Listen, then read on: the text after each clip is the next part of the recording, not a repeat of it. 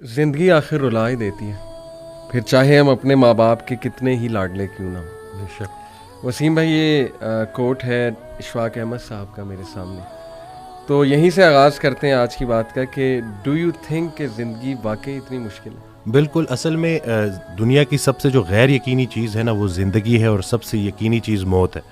تو زندگی میں نا وہ ارادے ٹوٹتے ہیں اور آہستہ آہستہ غم آتے ہیں، اور آپ کو پتہ چلتا ہے کہ ٹھہرنا مشکل ہی ہے، لیکن جو اللہ کے ساتھ رجوع کر لیتے ہیں ان کو یہ بات سمجھ لگتی ہے کہ جانا تو ہم نے ہے، لیکن جانے سے پہلے کچھ کام تو کرنے ہیں نا۔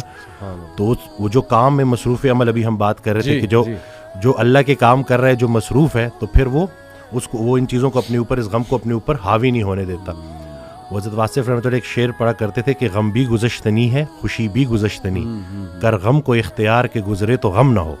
تو یعنی کہ غم کو قبول کرنا ہے، اس کو ریڈ کرنا ہے، اور اس میں نا بڑا لیسن ہے۔ صحیح بات۔ تو یہ اللہ تعالیٰ ہماری برداشت، سب سے بڑی قوت برداشت ہے۔ بالکل صحیح۔ تو ہماری یہ برداشت بڑھانے کے لیے اللہ تعالیٰ غم بھیجتا ہے، صحیح، اور آہستہ آہستہ صبر کے ذریعے، نماز کے ذریعے انسان جو ہے نا اس مشکل سے نکل آتا ہے، کیونکہ اللہ کا وعدہ ہے کہ ہر سختی کے ساتھ آسانی ہے۔ تو سختی کے بعد آسانی ہے، اور اکثر لوگ جو نا امید ہو جاتے ہیں نا، تو اللہ کی رحمت سے نا امید ہونا اصل میں اپنے مستقبل سے نا امید ہونا ہے۔ تو جب آپ اللہ سے پر امید رہتے ہو، ہوپ فل رہتے ہو، تو پھر وہ دن خیر سے گزر جاتے ہیں۔ کیا بات۔ وسیم بھائی، اگر ہم دنیا پہ نظر دوڑائیں، ایسے ایسے غم ہیں نا، یعنی لوگوں کی جب سٹوریز سنتے ہیں اور اوور آل ورلڈ میں دیکھ لیں آپ، اور جو ہسٹری میں پاسٹ میں ہوا ہے، مطلب ایسے ایسے غم آپ کو نظر آئیں گے نا کہ انسان رو پڑتا ہے کہ یار واقعی دنیا میں بڑا غم ہے۔ لیکن اگر ہم یہیں پہ رک جائیں نا کہ بس دنیا میں بڑا غم ہے، زندگی بہت مشکل ہے، تو پھر تو ہوپ لیسنس ہے، پھر تو جو ہے نا وہ ایک ڈارکنیس ہے، ایک اندھیرا ہے۔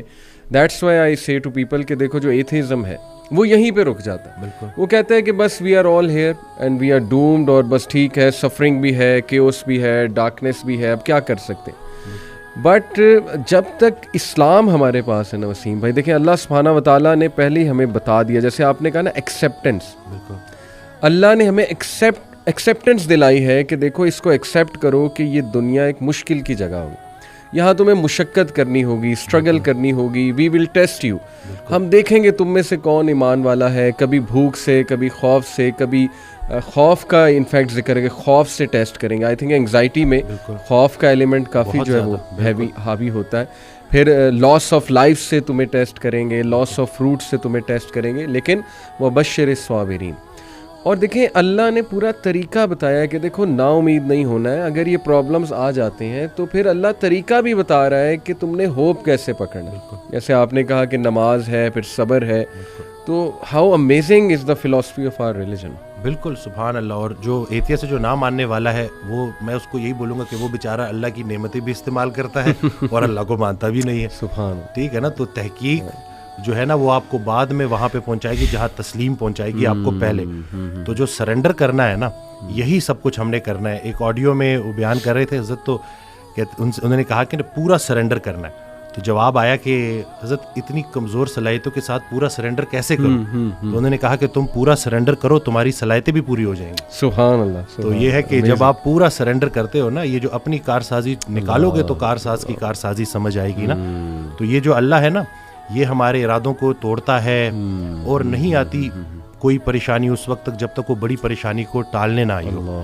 وہ ایک واقعہ سناتے تھے کہ ایک بندہ ایک اللہ والے کے پاس جاتا ہے اور کہتا ہے کہ میرا مکان نہیں بک رہا، تو دعا کریں۔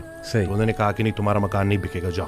تو وہ بڑا پریشان ہوتا ہے، پھر دوبارہ جاتا ہے، کہتا ہے کہ آپ دعا کریں، کہتے چلو میں دعا کر دیتا ہوں۔ وہ مکان بک جاتا ہے۔ تو وہ اس اللہ والے کے پاس جاتا ہے اور اس سے پوچھتا ہے کہ آپ جب میں پہلی دفعہ آیا تو آپ نے کہا کہ مکان نہیں بکے گا، صحیح، اور جب دوسری دفعہ آیا تو آپ نے کہا کہ بک جائے گا۔ تو کہتے ہیں کہ پہلی دفعہ جب تم آئے تھے تمہارا ماتھا روشن لگ رہا تھا، صحیح، تمہارے ماتھے پہ خوش قسمتی کے آثار تھے۔ سبحان۔ دوسری دفعہ جب تم آئے تو تمہارے ماتھے سے بدقسمتی کے آثار آ رہے تھے، کیونکہ بڑا بدقسمت ہے وہ انسان جس کی زندگی میں اس کا گھر بک جائے۔ تو جو چیز تم اپنے لیے پسند کر رہے ہو، جس چیز پہ تم جشن منا رہے ہو، وہ اصل میں تمہارے استغفر اللہ کا مقام ہے جس کو تم الحمدللہ کہہ رہے ہو. صحیح. انسان جو ہے نا وہ جلد باز ہے, جلد باز ہے, وہ کہتا ہے کہ بس میرے اللہ کو اپنے مطابق چلانا چاہتا ہے. صحیح بات, صحیح بات. اور اللہ نے ہمارے لیے کتنی خیر رکھی ہوئی ہے, کتنی آسانی رکھی ہوئی ہے, ہمیں خوش کرنے کے لیے اللہ کے پاس اتنا کچھ ہے, لیکن ہم جلد بازی میں اور نا امیدی میں اس سے محروم ہو جاتے ہیں. اور شیطان جو ہے نا وہ ہماری رگوں میں خون کی طرح دوڑتا ہے. صحیح. تو اس کا طریقہ واردات ہے ہی یہ وسوسہ دینا. وسوسہ جو ہے نا وہ ایمان کی نفی ہے, اور یقین جو ہے نا وہ وسوسے کو نفی کرتا ہے. کیا بات. تو ہم نے یقین کو پختہ کرنا ہے. یقین نور ہے, شک اندھیرا ہے. تو اسی طرح سے یہ وسوسے کے اوپر سوال کیا گیا تو حضرت کہتے ہیں کہ میرا اللہ پہ یقین بے گماں ہے جو علم بن گیا. تم بھی وہ یقین پیدا کر لو, تمہیں بھی علم مل جائے گا. زبردست. تو یہ جو شک ہے نا وسوسہ, یہ آج کل بڑا کامن ہے ویری کہ یہ لوگ اسی وجہ سے نا اندھیروں میں ہے. جی جی, تو شک کی وجہ سے. بالکل. اچھا, یہ آپ نے جو بات کی نا کہ انسان جلد باز ہے, اس میں مجھے قرآن کی ایک آیت بھی یاد ہے. اللہ سبحانہ و تعالیٰ نے انسان کی نیچر بتائی ہے. سورہ معارج میں اللہ سبحانہ و تعالیٰ کہتے ہیں کہ بے شک ہم نے انسان کو نگرڈلی اور اینکشیس پیدا کیا. بالکل جلد باز ہے. جب خیر آتی ہے تو آپے سے باہر ہو جاتا ہے, اور جب کوئی ڈیفیکلٹی آتی ہے تب پینک ہو جاتا ہے. الا المصلین ایکسیپٹ دوز ہو آفر. یعنی اللہ نے سلوشن بھی ساتھ بتا دیا کہ نہیں, نماز تمہاری ان چیزوں کو چیک کرے گی. سجدہ کرو اللہ کے آگے, اور وہی آپ کی علی بات ہے کہ یقین. اور میں تو سمجھتا ہوں وسیم بھائی کہ ہماری زندگی میں جتنے بھی مسائل آتے ہیں نا وہ اللہ کی ذات پہ یقین دلانے کے لیے تو آتے ہیں کہ دیکھیں ہمارے ہاتھ میں تو ہے ہی کچھ نہیں. انسان پہ کبھی کبھی ایسا کوئی پرابلم آ جاتا ہے اس نے ایکسپیکٹ بھی نہیں کیا ہوتا. دس از ویئر, جیسے حضرت علی صلی اللہ عنہ نے کہا تھا نا کہ میں نے تو اپنے ارادوں کے ٹوٹنے سے اپنے رب کو پہچانا. تو اگر یہ چیزیں ہوتی نا وسیم بھائی, تو کیسے ہم اللہ سبحانہ و تعالیٰ کو پہچانتے, اللہ کی پاور کا ہمیں کیسے احساس ہوتا. بالکل. اشفاق احمد صاحب کی بات سے آپ نے سٹارٹ کیا تھا تو مجھے ایک واقعہ یاد آ گیا کہ ایک شخص ان کے پاس گیا اور کہا کہ اشفاق صاحب کوئی زندگی آسان کرنے کی ٹپ دے دیں. تو انہوں نے کہا میں تمہیں موت آسان کرنے کی ٹپ نہ دوں. تو کہتے ہیں چلے وہی دے دیں. کہتے ہیں اگر تم اپنی موت آسان کرنا چاہتے ہو تو جاؤ کسی کی زندگی آسان کر دو. اللہ. تو جو اللہ کا کام کرنے والے ہوتے ہیں وہ گلہ نہیں کرتے, وہ شکر کرتے ہیں اور لوگوں کے کام آتے ہیں. وہ سارے کام جو ہے نا وہ اللہ پہ نہیں ڈالنے, اللہ کے بہت سارے کام ہیں جو ہم نے کرنے ہیں. اور دوسرا یہ کہ خواہشات, یہ جو دنیاوی خواہشات ہیں, یہ جو فانی چیزوں کی محبت ہے, آپ کو جیتے جی فانی کر دیتی ہیں. اور یہ جتنا کچھ بھی ہے نا وہ ایک شعر ہے کہ تیرے سوا کروں پسند کیا تیری کائنات میں, دونوں جہاں کی نعمتیں قیمت بندگی نہیں. تو اللہ جو ہے نا اس کو ہم نے کسی چیز, کسی لالچ سے ہٹ کے صرف اللہ کیونکہ عبادت کے لائق ہے اور اللہ خالق ہے, اور ہم نے اپنے حالات کو نہیں دیکھنا, بس ہم نے ماننا ہے. امیر انسان اگر اللہ سے دور ہے تو امیری اس کے لیے آزمائش ہے, غریب انسان اگر اللہ سے دور ہے تو غریبی اس کے لیے آزمائش ہے. بلکہ وہ ایک آڈیو میں ارشاد فرماتے ہیں کہ جو غریب ہے نا وہ بھی غنی ہو سکتا ہے. وہ غریب غنی ہے جس کی امیر کے مال پہ نظر نہیں. تو اب وہ دیکھیں نا کہ کتنا آسان ہے ہمارے لیے نا, لیکن یہی ہے کہ اس کو پریکٹس کرنا. اور پھر یہی ہے کہ جو کامیابی کا ہم نے جو ایک معیار رکھ دیا ہے وہ صرف یہی ہے کہ بینک بیلنس اور یہی سب کچھ.